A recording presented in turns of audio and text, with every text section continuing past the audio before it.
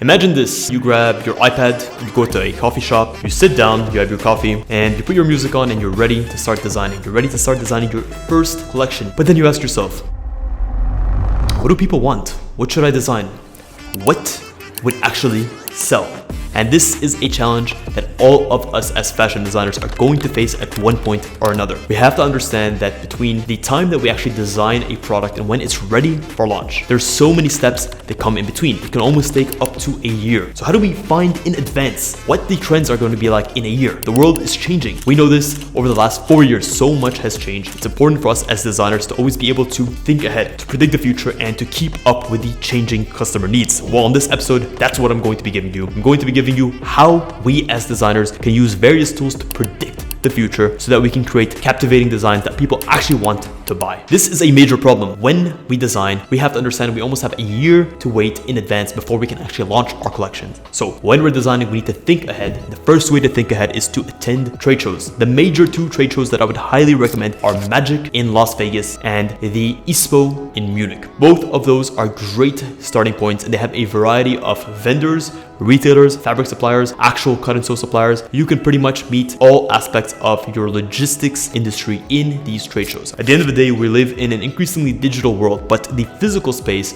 is something that we cannot forget. The ability to go out, to have in one centralized location, whether it's a huge exhibition hall, all of the different moving parts of the industry, to see what people are estimating is going to be trendy in the next 6 months, 12 months, is so insanely valuable. In trade shows, you have all of the moving parts of the industry in one roof that within 2 to 3 days, you can actually meet hundreds of suppliers. You can see hundreds of collections. You can see what other brands are up to, because these brands are attending these shows because they're looking for retailers to sell their products. So you can also see what other brands are projecting to be the trend in the next 12 months. Trade shows are the most cost-effective, most time-effective way to actually see what is planned in the industry, to get valuable contacts so that not only can you see what's trending, but you can also make the valuable connections that can give you the resources to need to actually execute on that. So if you see a biodegradable, sustainable fabric that you want to work with, you're not just seeing this through a Pinterest board that you can't buy or you can't work with that supplier. Well, all of a sudden you can feel that fabric and you can get the contact of that supplier so that you can work with them and you can create these products down the line. The same is true with brands that are portraying or displaying their future collections. Sure, you may not be looking to buy from them, but you can also get a touch, a feel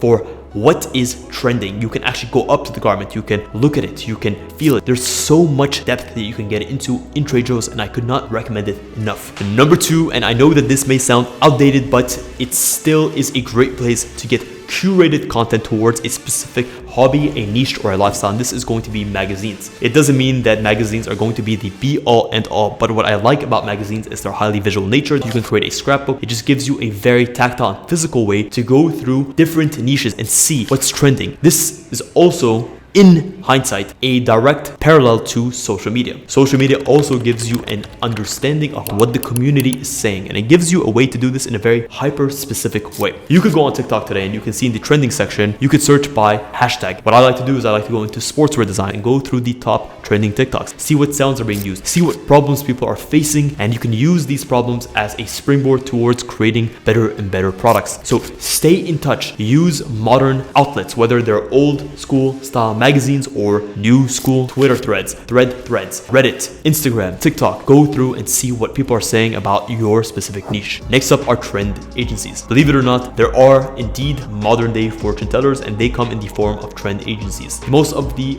most well-known one that you'll see is WGSN, and they forecast a ton of different industries, and one of them is fashion. I cannot recommend WGSN enough. They offer subscriptions on their website, and what they do is they give you reports on what they foresee to be trending in the next season. They give you color palettes that they foresee to be trending. They also evaluate modern day events, and they outline how these events are going to dictate future trends moving forward. So it's almost science-based as to why they portray or they perceive certain trends are going to be popularized in the future. It just gives you so many unique tools to use in order to be able to make educated decisions on where the market is going to be in the next coming seasons. In that regard, we also have companies that create trend books, and one of the most well-known ones is a French studio by the name of In move. What trend books are quite similar to these trend websites. They create and curate different looks, different styles. They'll actually be designs that these agencies create from scratch to show you how these different actual forecasts translate into the physical world, into the digital world. They'll create different looks for you. They'll create different palettes. They'll create different patterns for you. And sometimes these books will be physical books with a lot of tactileness to them, so that not only can you see, but you can touch. Believe it or not, these streets are also a great place to get inspiration from. And this is more valuable if you live in a large city like Los Angeles, New York, Paris, Milan. You can see what the crowd, what the public is wearing, what the undergrounds are typically wearing, and how people are reacting to fashion on a smaller scale. The reason street style is so effective is because the people with the most amount of influence typically represent a small percentage of the population, and the trends that eventually catch on actually become trends in the following 6 to 12 months. So if you can catch these trends early, you can see what the trends that are beginning to appear in the streets, you can get ahead of the curve, so that way when you launch your collection, you're actually able to ride the wave of that trend in advance. You can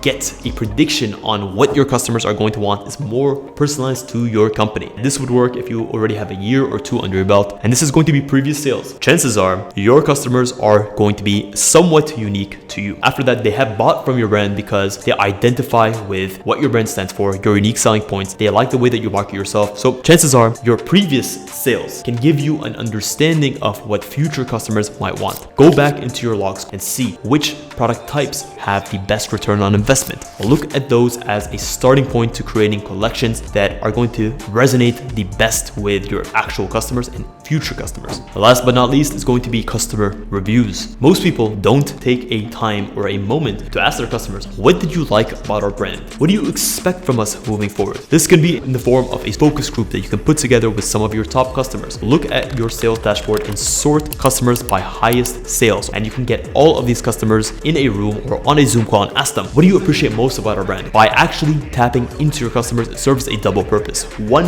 those customers that are spending a lot of money with you will feel heard. They'll feel more integrated into the brand, and undoubtedly they'll be more than likely willing to make that purchase if and when you actually take their recommendations into account and implement it. And also, these customers represent a very high quality customer of your brand. So you can use that customer avatar to predict with future customers that will match their similar likes, and you create products that will appeal to that customer base. And it's a win-win because you're creating products that are going to attract more of those type of customers, which are already a very valuable type of customer for your brand. Well guys, that is it. If you enjoyed this episode, please consider smashing a massive thumbs up. And if you want my personal help on how we can forecast your specific target customer, what they're going to want, if you're interested in speaking with me, guys, I say this every time, but from the bottom of my heart, thank you so much for tuning into this episode of FittDesign TV. Until next week's episode, stay awesome.